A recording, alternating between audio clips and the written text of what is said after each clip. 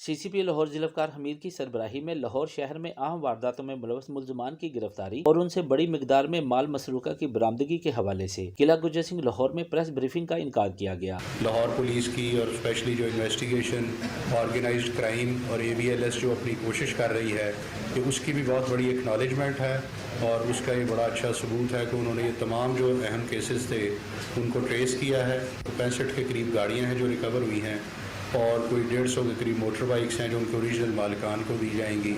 और कुछ 16 करोड़ के करीब इस तरह जो दीगर सामान जो रिकवर किया गया है मुख्तलिफ हालातों में वो तमाम ट्रेस किया गया है। प्रेस ब्रीफिंग में DIG इन्वेस्टिगेशन डॉक्टर इनाम वहीद, SSP इन्वेस्टिगेशन जिशान असगर समेत पुलिस अफसरान ने शिरकत की। इस मौके पर CCP लाहौर ज़िलाकार हमीद ने कहा कि पुलिस का असल मकसद शहर से जराइम का खात्मा और जराइम पेशा नासिर की सरकोबी है, इसलिए हमारे जानसार सिपाही शहरियों की जानो माल की हिफाजत को अपना अवलीन फर्ज समझते हैं। कैमरामैन सदीक आलम के साथ शाहिद खान, सन न्यूज़ लाहौर।